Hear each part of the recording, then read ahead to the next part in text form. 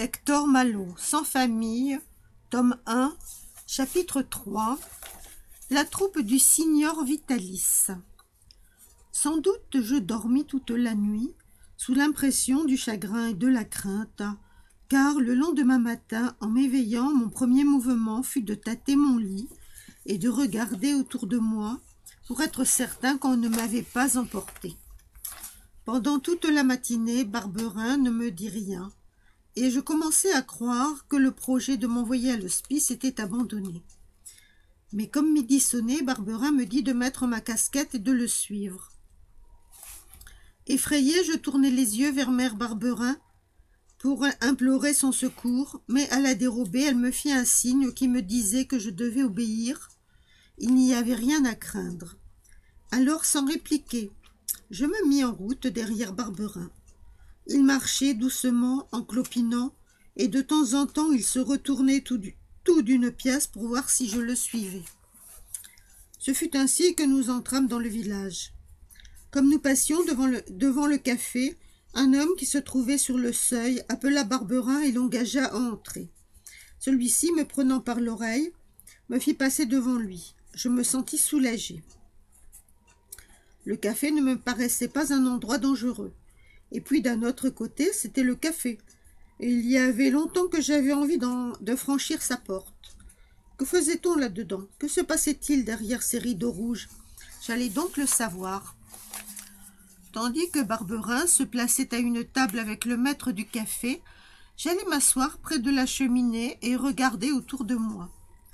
Dans le coin opposé à celui que j'occupais se trouvait un grand vieillard à barbe blanche qui portait un costume bizarre, et tel que je n'en avais jamais vu.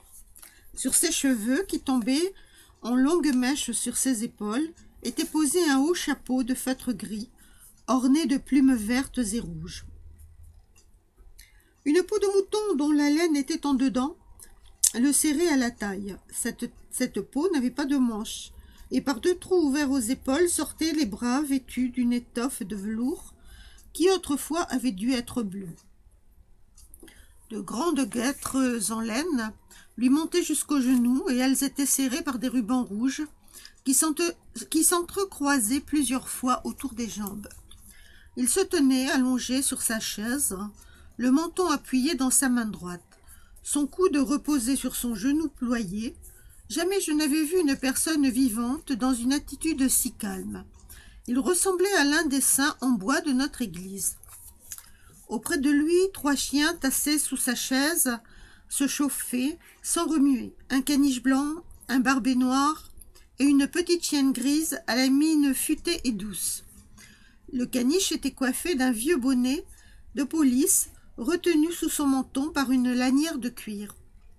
Pendant que je regardais le vieillard avec une curiosité étonnée, Barberin racontait qu'il était venu au village pour me conduire au maire afin que celui-ci demanda aux hospices de lui payer une pension pour me garder.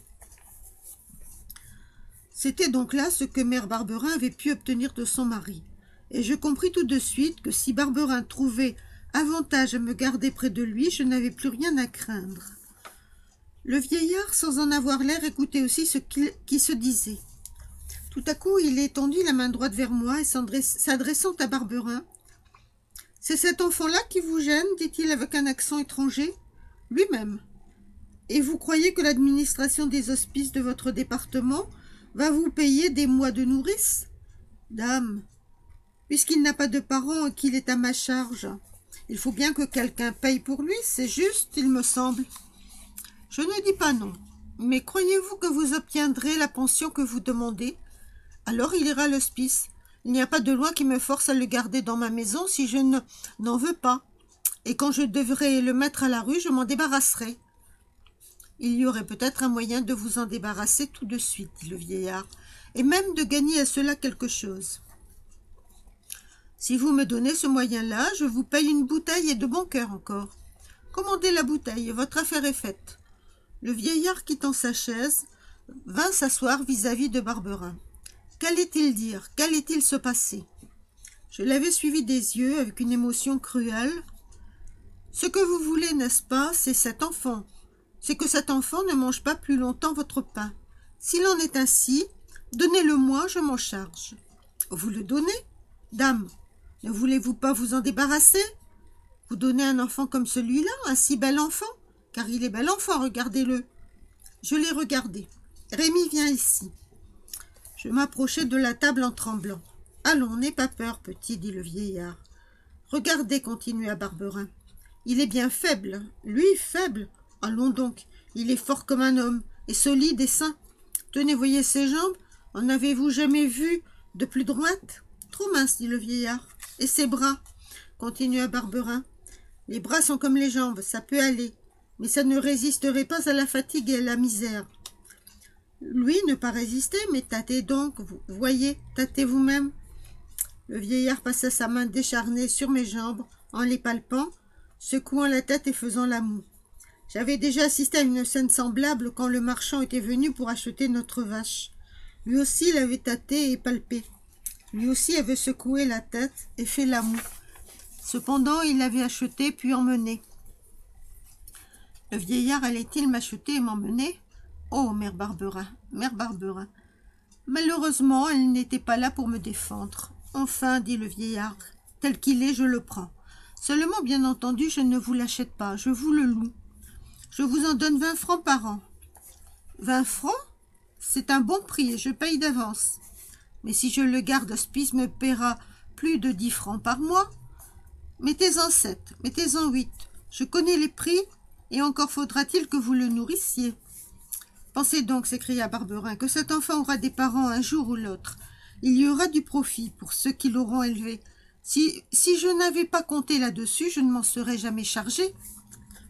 Ce mot de Barberin, si je n'avais pas compté sur ses parents, je ne me serais jamais chargé de lui, me fit le détester un peu plus encore. Quel méchant homme! Et c'est parce que vous ne comptez plus sur ses parents, dit le vieillard, que vous le mettez à la porte. Enfin, à qui s'adresseront-ils, ces parents? Si jamais ils paraissent, à vous, n'est-ce pas? Et non à moi, qu'ils ne connaissent pas. Et si c'est vous qui les retrouvez? Alors, convenons que s'il a des parents un jour, nous partagerons le profit, et je mets 30 francs. Mettez-en 40. Non. Pour les services qu'il me rendra, ce n'est pas possible. Et quel service voulez-vous qu'il vous rende? Pour de bonnes jambes, il a de bonnes jambes. Pour de bons bras, il a de bons bras. Je m'en tiens à ce que j'ai dit. Mais enfin, à quoi le trouvez-vous propre? Le vieillard regarda Barberin d'un air narquois et vidant son verre à petits coups. À me tenir compagnie, dit-il. Je me fais vieux et le soir, quelquefois, après une journée de fatigue, quand le temps est mauvais, j'ai des idées tristes. Il me distraira. Il est sûr que pour cela, les jambes seront assez solides. Mais pas trop, car il faudra danser, et puis sauter et marcher. Et puis, après avoir marché, sauter encore. Enfin, il prendra place dans la troupe du signor Vitalis. Et où est-elle, votre troupe? Le signor Vitalis, c'est moi. La troupe, je vais vous la montrer, puisque vous désirez faire sa connaissance. Disant cela, il ouvrit sa peau de mouton et prit dans sa main un animal étrange qu'il tenait sous son bras gauche, serré contre sa poitrine. Quelle pouvait être cette bête? Était-ce même une bête? Je ne trouvais pas de nom à donner à cette créature bizarre que je voyais pour la première fois et que je regardais avec stupéfaction. Elle était vêtue d'une blouse rouge bordée d'un galon doré. Mais les bras et les jambes étaient nus, car c'était bien des bras et des jambes qu'elle avait et non des pattes. Seulement ses bras et ses jambes étaient couverts d'une peau noire et non blanche ou carnée. Noire aussi était la tête, grosse à peu près comme mon poing fermé. La face était large et courte, le nez était retroussé avec des narines écartées, les lèvres étaient jaunes, mais ce qui plus que tout le reste me frappa, ce fut 2 yeux très rapprochés, l'un de l'autre, d'une mobilité extrême, brillant comme des miroirs. « Ah, le vilain singe !» s'écria Barberin. Ce mot me tira de ma stupéfaction, car si je n'avais jamais vu de singe, j'en avais au moins entendu parler.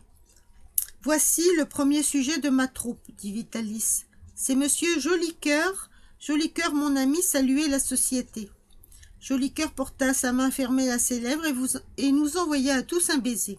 « Maintenant, continua Vitalis, étendant sa main vers le caniche blanc, un autre.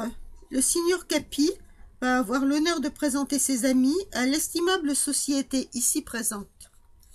À ce commandement, le caniche, qui jusque-là n'avait pas fait le plus petit mouvement, se leva vivement et se dressant sur ses pattes de derrière, il croisa ses 2 pattes de devant sur sa poitrine, puis il salua son maître si bas que son bonnet de police toucha le sol.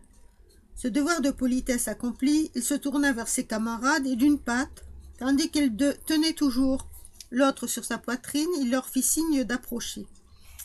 Les 2 chiens qui avaient les yeux attachés sur leurs camarades se dressèrent aussitôt, et se donnant chacun une patte de devant comme on se donne la main dans le monde, ils firent gravement 6 pas avant, puis après 3 en arrière, et saluèrent la société. Celui que j'appelle Capi, continua Vitalis, autrement dit Capitano en italien, est le chef des chiens. C'est lui qui, comme le plus intelligent, transmet mes ordres. Ce jeune élégant à poil noir est le signor Zerbino, ce qui signifie le galant, nom qu'il mérite à tous les égards. Quant à cette jeune personne à l'air modeste, c'est la signora Dolce, une charmante anglaise qui n'a pas volé son nom de douce. C'est avec ces sujets remarquables, à des titres différents, que j'ai l'avantage de parcourir le monde en gagnant ma vie plus ou moins bien, suivant les hasards de la bonne ou de la mauvaise fortune. Capi. Le caniche croisa les pattes. Capi, venez ici, mon ami, et soyez assez aimable. Je vous prie, ce sont des personnages bien élevés à qui je parle toujours poliment. Soyez assez aimable pour dire à ce jeune garçon qui vous regarde avec des yeux ronds comme des billes quelle heure il est. Capi décroisa les pattes, s'approcha de son maître, écarta la peau de mouton, fouilla dans la poche du gilet, en tira une grosse montre en argent, regarda le cadran et jappa 2 fois distinctement. Puis, après ces 2 jappements bien accentués, d'une voix forte et nette, il en poussa 3 autres plus faibles. Il était en effet 2h03. C'est bien, dit Vitalis, je vous remercie, signor Capri. Et maintenant, je vous prie d'inviter la signora Dolce à nous faire le plaisir de danser un peu à la corde. Capi fouilla aussitôt dans la poche de la veste de son maître et en tira une corde. Il fit signe à Zerbino et celui-ci alla vivement lui faire vis-à-vis. Alors Capi lui jeta un bout de corde et tous 2 se mirent gravement à la faire tourner. Quand le mouvement fut régulier, Dolce s'élança dans le cercle et sauta légèrement en tenant ses beaux yeux tendres sur les yeux de son maître. « Vous voyez, dit celui-ci, que mes élèves sont intelligents. Mais l'intelligence ne s'apprécie à toute sa valeur, que par la comparaison. Voilà pourquoi j'engage ce garçon dans ma troupe. Il fera le rôle d'une bête et l'esprit de mes élèves n'en sera que mieux apprécié. » « Oh, pour faire la bête, interrompit Barberin. Il faut avoir de l'esprit, continua Vitalis, et je crois que ce garçon n'en manquera pas quand il aura appris quelques leçons au reste. Nous allons en avoir tout de suite une preuve. S'il est intelligent, il comprendra qu'avec le signor Vitalis, on a la chance de parcourir la France et 10 autres pays, de mener une vie libre, au lieu de rester derrière des bœufs à marcher tous les jours dans le même champ. Tandis que s'il n'est pas intelligent, il pleurera, il criera, et comme le signor Vitalis n'aime pas les enfants méchants, il ne l'emmènera pas avec lui. Alors l'enfant méchant ira à l'hospice où il faut travailler dur et manger peu. J'étais assez intelligent pour comprendre ces paroles, mais de la compréhension à l'exécution, il y avait une terrible distance à franchir. Assurément, les élèves du signor Vitalis étaient bien drôles, bien amusants, mais pour le suivre et se promener avec eux, il fallait quitter Mère Barberin. Il est vrai que je refusais. Je ne resterai peut-être pas avec Mère Barberin, on m'enverrait à l'hospice. Comme je demeurais troublé, les larmes dans les yeux, Vitalis me frappa doucement du bout du doigt sur la joue. « Allons, dit-il, l'enfant comprend, puisqu'il ne crie pas. »« Oh, monsieur, m'écriai-je, laissez-moi maman Barberin, je vous en prie. » Mais avant d'en avoir dit davantage, je fus interrompu par un formidable aboiement de Capi. En même temps, le chien s'élança vers la table sur laquelle Joli Cœur était resté assis. Celui-ci, profitant d'un moment où tout le monde était tourné vers moi, avait doucement pris le verre de son maître qui était plein de vin, et il était en train de le vider. Mais Capi, qui faisait bonne garde, avait vu cette friponnerie du singe, et en fidèle serviteur qu'il était, il avait voulu l'empêcher. « Monsieur Joli Cœur, dit Vitalis d'une voix sévère, vous êtes un gourmand et un fripon. Allez vous mettre là-bas dans le coin, le nez tourné contre la muraille. Quant à vous, monsieur Capi, vous êtes un bon chien, tendez-moi la patte que je vous la serre. » Tandis que le chien obéissait en poussant des petits cris étouffés, le chien heureux et fier tendait la patte à son maître. « Maintenant, continua Vitalis, revenons à nos affaires. Je vous donne donc 30 francs. Non, 40. » Une discussion s'engagea, mais bientôt Vitalis l'interrompit. « Cet enfant doit s'ennuyer ici, dit-il. Qu'il aille donc se promener dans la cour de l'auberge et s'amuser. » En même temps, il fit un signe à Barberin. « Oui, c'est cela, dit celui-ci. Va dans la cour. Mais n'en bouge pas avant que je t'appelle, ou sinon je me fâche. » Je n'avais qu'à obéir, ce que je fis. J'allai donc dans la cour, mais je n'avais pas le cœur à m'amuser. Je m'assis sur une pierre et restai à réfléchir. La discussion entre Vitalis et Barberin dura longtemps, car il s'écoula plus d'1 heure avant que celui-ci vint dans la cour. Enfin, je le vis paraître, il était seul. Venait-il me chercher pour me remettre aux mains de Vitalis? « Allons, me dit-il, en route pour la maison. »« La maison? Je ne quitterai donc pas mère Barberin ?» J'aurais voulu l'interroger, mais je n'osais pas, car il paraissait de fort mauvaise humeur. La route se fit silencieusement, mais environ 10 minutes avant d'arriver, Barberin, qui marchait devant, s'arrêta.